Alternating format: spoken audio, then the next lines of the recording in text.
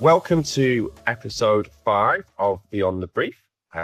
This is the monthly discussion with Macaulay Global Consulting Partners and leading in-house experts.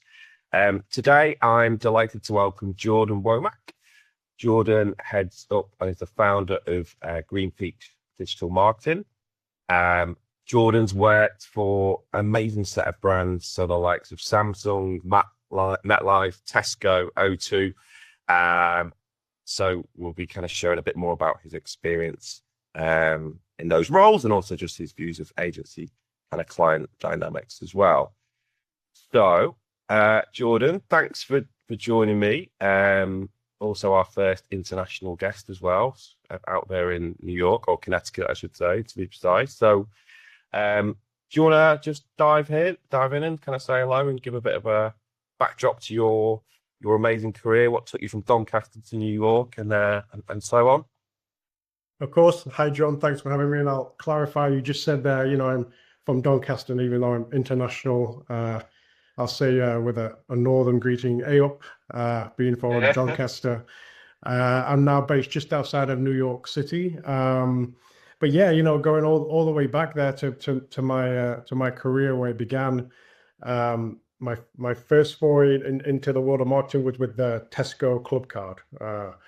And that really kind of instilled in me like one core thread that I still kind of hold dear today. It drives my whole mindset is a deep curiosity around why customers behave the way they do and how we can use data to really, understand customers and serve them better. And, the club card loyalty program that Tesco launched decades ago now was the most sophisticated and still is very sophisticated. But it was, for me, an incredible education in the power of data and segmentation and how you can use that to test and shape your marketing strategies and business decisions. So yeah, still always believed in the power of data, still do.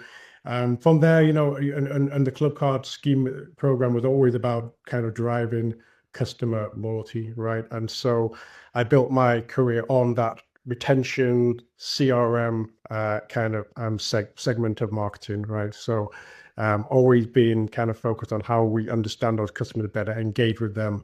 And I've done that, yes, from Tesco. I was at O2 and several other companies in the UK before I moved to the US, and I've taken my experience and expertise into other industries, including home electronics, consumer electronics, healthcare, and insurance. So, I've been able to kind of apply those skills across a range of industries. It's not kind of like, I don't want people to ever think I've only worked in one industry. If you have the skills and you have the core foundation, then you can apply those to many industries. And that's what I've done now. And now I like you said, I apply those skills, helping companies of all sizes with Green Peaks marketing, from large corporations to medium sized businesses as well.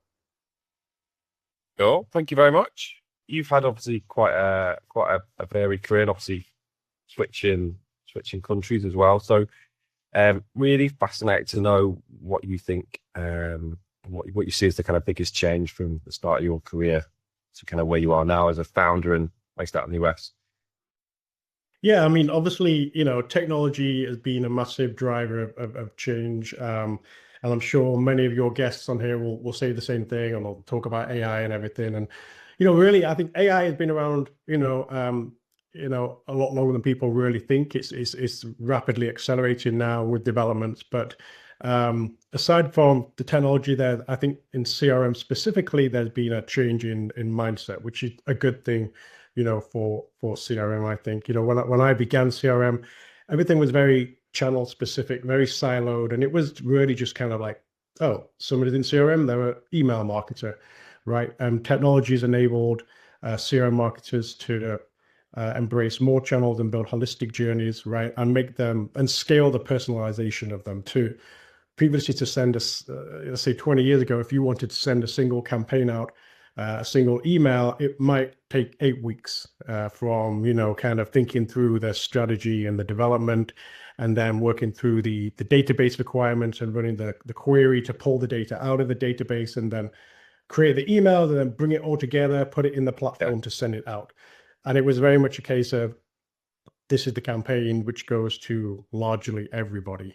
But, you know, now you can, the other end of that is you could send a campaign out that goes to 10 million people with 8 million different variations or more perhaps, and you can really turn it around in less than a week, frankly, if you have everything in place. So being able across multiple journeys as well, you know, integrating social, email, text, push notifications, it's much more efficient to manage those campaigns.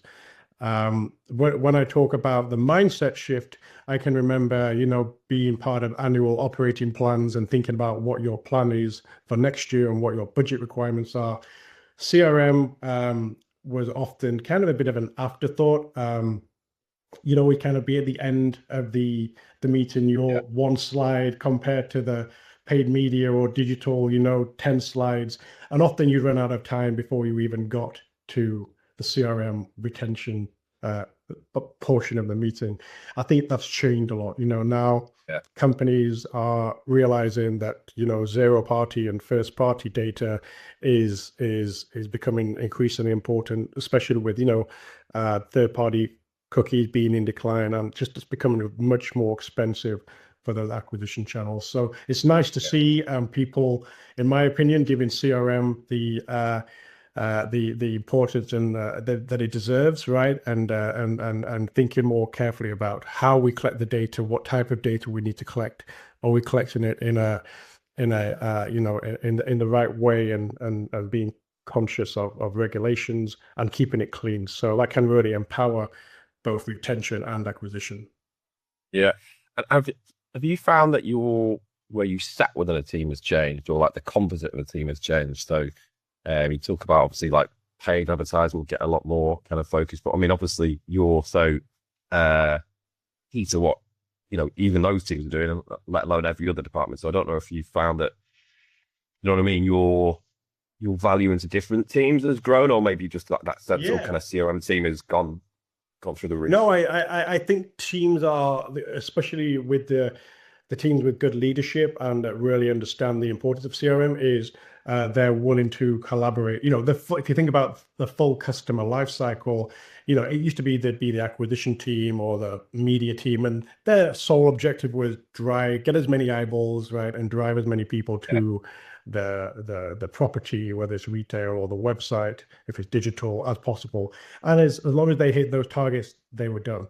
But the good companies really think about, but are those converting? What's the true return on investment? And you know, if they're being honest with the metrics, return on investment is the conversion all the way through to are they retaining the customer? So to give you an example, in the life insurance space, that kind of was happening for a while, but they were getting many people at one particular company I worked at, great commercials on TV and advertising campaign, getting lots of people to come to the website or call the call center, and the sales numbers were fantastic. But we were finding that they were lapsing after 2 months, 2 to 3 months. So that was no good. So we had to really work together to understand, well, are you really targeting the right people? You know, are the sales folks in the call center are doing a great job at explaining the value-added benefits of the service and the product proposition. But really, are we getting the right people? Can they really afford this policy in the long term? Do they see the value of this policy in the long term? So we really had to shift the strategy from acquisition, right, and paid media to retain people. It had to work together cohesively. So that was a great example of working together across the different marketing disciplines. Yeah, and giving some reality to all those bonuses that were hit, but actually probably cost the business a ton of money anyway. Yeah. Cool. Okay, so question 3 is all about agency client dynamics. So I'm sure over the years, Jordan, you've worked with a ton of different agencies for different brands. So what would you say as an in-house person, how you found that you got the best out of your kind of paid agencies, external agencies, and what would your kind of advice be to those people in those roles? It's a really good question. I think agencies are so important to, you know, companies when they need extra hands, they need a different perspective on things, they need expertise they don't have in-house. And often I think there's this perception of, well, agencies just tell us back what we already know, but they put in a nice PowerPoint and charge us lots of money for it. But I think it's important to remember that it should be seen as a partnership, right? It's the agencies there, and the agency trust me. Now myself, I do help companies myself, so I'm wearing the agency hat there. But the quality of the output is really directly linked to the quality of the collaboration and how much the in-house team is willing and able to share. I think sometimes agencies might ask questions of the in-house team, and it may not be immediately available, that data or that information might not be accessible. It might be hard work. So I think often there's a perception of we'll get somebody, excuse me, we'll get an agency to help us. But then when the agency start asking questions and more questions, saying, can you clarify?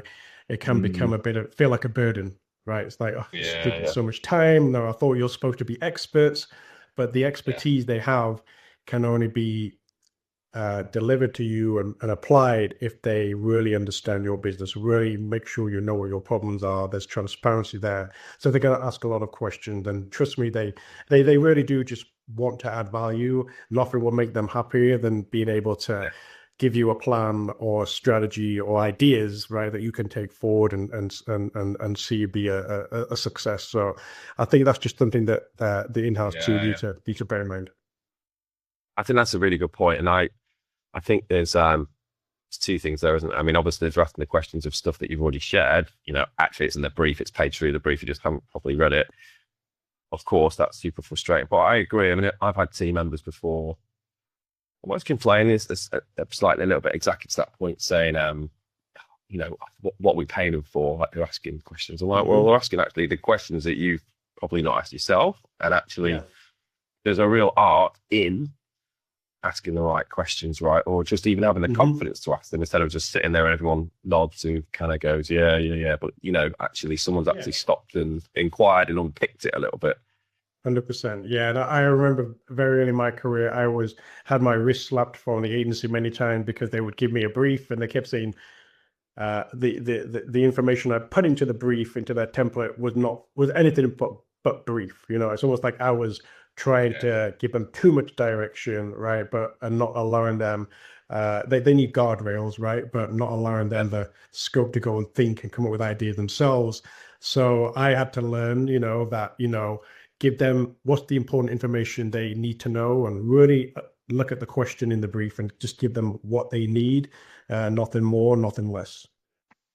Brilliant. So building on the last question, so just basically flipping it around, what would your advice be to agency people like yourself, trying to get the best out of in-house clients? What kind of guidance and tips would you share?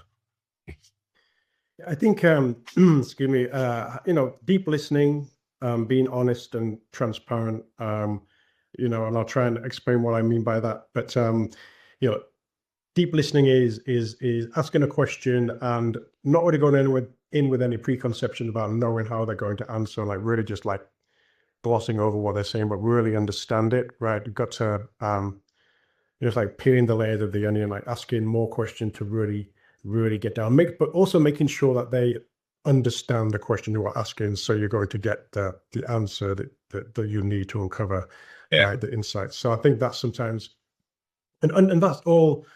How does it fit with your particular client? I help large corporations and smaller companies, and I definitely could not treat them both the same. Some of the smaller, companies I've worked with might have a bit more of a junior marketing team. So I definitely cannot ask them the same level of questions, even sometimes the same language. Can't take it for granted that they're going to understand all that. So I think that's the first thing. But I think also just making sure that when you are presenting ideas and solutions, again, has to be the right fit. So if you've listened properly and you understand, for example, any resource constraints, what resources are available to them, what capabilities they have in people, systems, budget, etc., data, you can't expect a small company with maybe a single marketing platform to easily execute a multi-channel marketing strategy, right? So and certainly not execute it in kind of 2 to 3 weeks or something like that, a campaign in 2 to 3 weeks. So really Yeah. understanding that. I think the other thing I would say is, and I love this part of my job, is just be the customer. Whenever I work with a client, I always want to get in there and buy the product, apply. If it's an application-based product, go through the application process, pick up the phone and call the call center.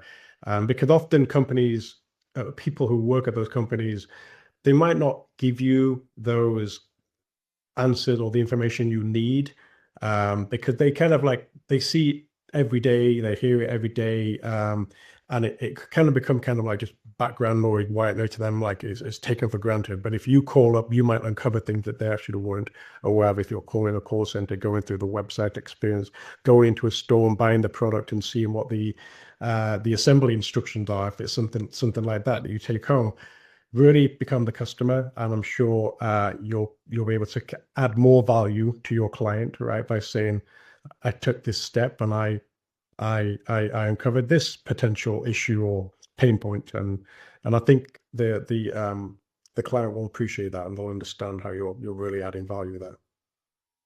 Yeah, it's a really good one actually. The point on pitching and language. So I mean, we've both worked the agency and client side, but just setting up, recently myself, I've had to check myself a few times, less so with,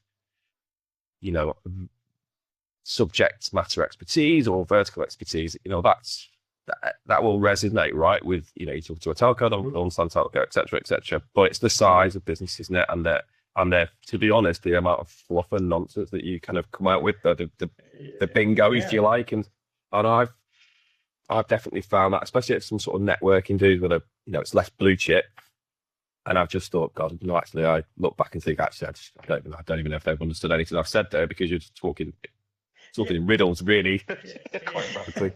Yeah, no, but you're absolutely right. I think, but also, being honest, and when you're having those conversations, you might also be confused. Don't be afraid to admit, actually, wow, this is a really kind of this guy or this girl, this company really know their stuff, and actually, don't be afraid of saying, actually, I don't have the expertise myself, but I think, like, you've got a great network.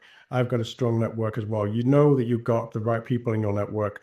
Being able and being confident that you're able to bring in the right people and say, I think they really like it when they hear, what, I've got just the person in mind that can help us with this. I think that's a very powerful trait to have as well when you're running your own agency. Yeah, for sure. I totally agree with that.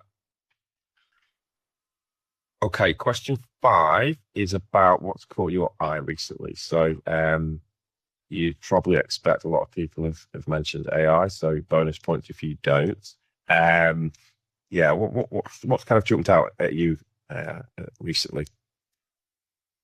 Yeah, I mean, AI definitely touches I've just lost the points already, but it touches everything. But something that was kind of happening in the CRM space has been happening for the last, I feel like, half decade or so, is actually the proliferation of CDPs, like customer data platforms. So there were always databases, right? But they were fairly limited in like their decision-making ability at scale, and the data that can be ported into them, and how do you really mesh that data together. So I think, the power of data is really when you marry data from different system platforms, right? And you bring it together. That's really when it becomes very powerful. But CDPs have really become this kind of like this fantastic way to truly respond to customers, enables you to respond to customers in the moment, like really in the moment. For those who don't really know what CDPs are, for example, there may be people visiting your website, or coming from a media campaign, or calling the call center, and for all intents and purposes, like, often that's anonymous, right? So you don't really know who they just know somebody. There might be kind of an identity with whether it's some kind of like tag or IP address, but you don't really know who it is. But then eventually, if that person then goes on and you offer them a strong value exchange, and they give contact information, their name, demographic information, then you can tie all that previous behavior from all of those various sources to that person. Like it's deterministic matching. You know now, oh, this person who was shopping around and browsing and looking at our website and look at these sneakers. Oh, that is John McCauley. This is the information. Now you have all of that information, and immediately you can start executing and activating campaign based on that. So, and it's much more contextual, right? So you can, it's called contextually intelligent. So it's not just personalized. It's not just like John likes shoes, but you know, at what time of year did John need shoes? And he's like, time and a place, exactly. So that's great. And again, like I said in my previous answer to, you know, when I was talking about my career, but you know, this renewed focus, right, on zero party data, first party data, and that really is what goes hand in hand with the CDP. But how companies are collecting this information, they're being more careful about, you know, the value exchange. Like we have to give something of value to the customer, whether it's a promise, might be a, you know, a white paper or something, but make sure you're collecting the right data that enables that deterministic matching to all happen, right? About that journey. So yeah, it's just I think CDPs are great. I think there's many of them out there that claim to be CDPs, which really aren't. But yeah, I think it's really helping CRM marketers. Moving on from data and CDPs to something slightly more jovial. We've all made them. What would you say, Jordan, was a funny moment that you've had? I imagine you're probably picking from a short list here, quite frankly. But what, something you've experienced in the workplace, and then maybe a learning for everyone. Well, I got one incident, and I don't know if it's funny, and it certainly wasn't funny to me at the time. It involves a dog, and I'm a big animal lover, particularly a dog lover. But anyway, I'm slightly nervous now, but okay, so let's give it a go. So you know, back in 2008, 2009 global recession, I was reading something, and I read that, you know, I was in the UK at the time, and I was reading that, you know, people are depressed, times are hard, but you know, the way the Brits get through hard times is we eat chocolate, right? And it was like chocolate sales were going through the roof. And you know, at the same time, this company I was working for, we were losing customers, right? Because the purse strings are tight and times are hard, so we were losing customers. So you know, I was leading retention for this company. Like, well, people just need cheering up a bit. You know, let's kind of, you know, create a proactive retention strategy. So, you know, we sent a little gift to our customers, and it was a bar of nice chocolate, you know, and it was just kind of, the message was simply, you know, we just want you to know we appreciate you. You know, we know times are hard. Here's a little random act of kindness. So don't worry about the economy tanking. Here's a chocolate bar. Here's a piece of, exactly. Even if it makes somebody smile for 10 minutes, you know, that emotional connection, it goes a long way. And it was this campaign, we tested it out by sending, I think it was like 100,000 bars of chocolate out, and did really well. And people were going, in the early days of Twitter, it was blowing up on Twitter. People like, I don't know why they sent me chocolate, but I love them. Thank you so much. You made my day. You know, that was kind of really a great listening post out there to say that this is worthwhile. So we upped it until one day I was told to immediately pause this direct mail campaign because there was one very unhappy customer that told us that while they'd been at work, and the postman had mailed this chocolate bar through the door, that the dog had found it and eaten it. And obviously, you know, we know that, you know, dogs should not eat chocolate. So yeah, unfortunately, the poor dog had to have their stomach pump. It was very good chocolate. So my understanding is that, you know, the higher the cocoa content of the chocolate, the less harmful. It's really the cheap chocolate which is harmful to dogs. So I think the dog made a full recovery, and I'm not sure it did retain that particular customer, but learned a lesson the hard way, unfortunately. But yeah, so yeah, even though you think you have a great plan, a great campaign, and it's going flawlessly, perhaps there's something which you know you haven't covered, and I wasn't expecting that to happen. Different times, different times. All right. Well, let's just assume the dog made it out. All right. Yeah, I hope so. Anyway. All right. Thank you for that. Really good to have you on. Thank you so much for your time. Loads of really, really cool insights, and yeah, obviously great to get your perspective cross border too. So thank you very much. Wishing you all the best. Have an amazing Christmas, buddy. Thank you. Thank you, John. Thanks for having me. Good luck with everything. Yeah. Merry Christmas, happy holidays, as they say over here in America, and Happy New Year. Cheers, buddy.